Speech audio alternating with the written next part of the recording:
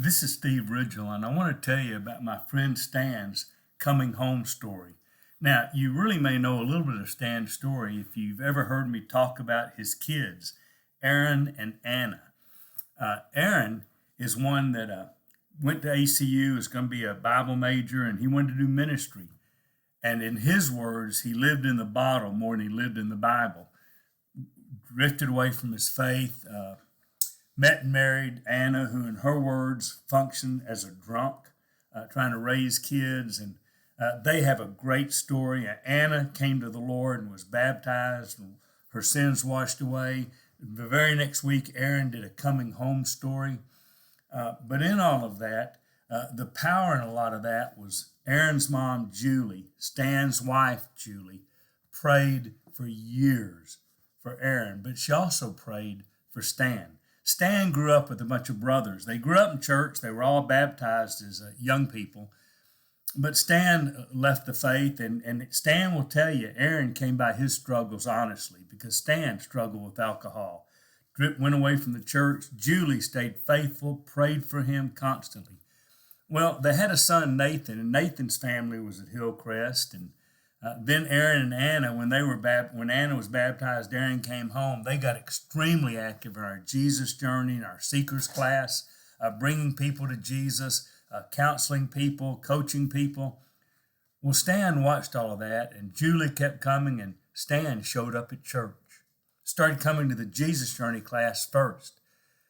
Remembered his faith. Started coming to the Seeker class, coming to worship.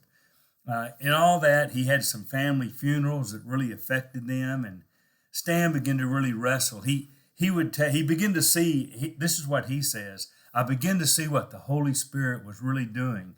And he told me one day, he said, I've been a Christian 50 years, hadn't always lived it, but in all that time, I never heard anything about the Holy Spirit. And now I'm seeing what he's doing everywhere.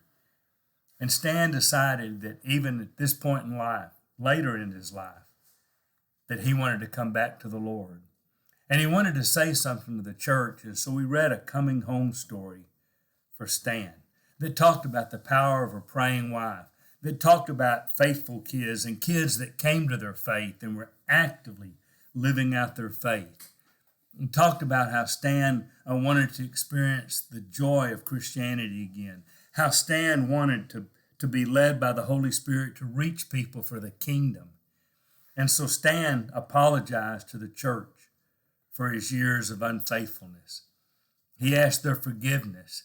He made a commitment to our church that he would be faithful to the day he died.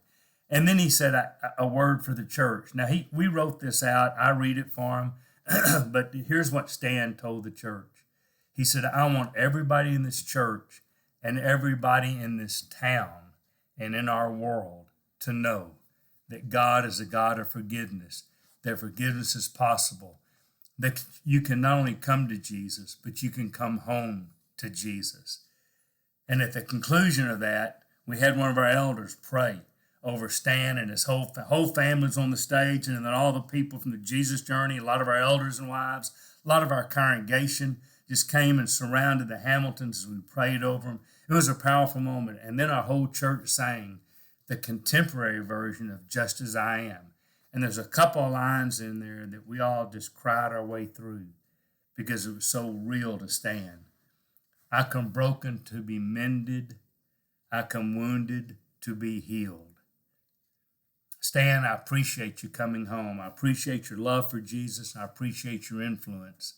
And I pray God uses you to reach people in this world. This is Steve Ridgel being thankful for brothers like Stan who come home.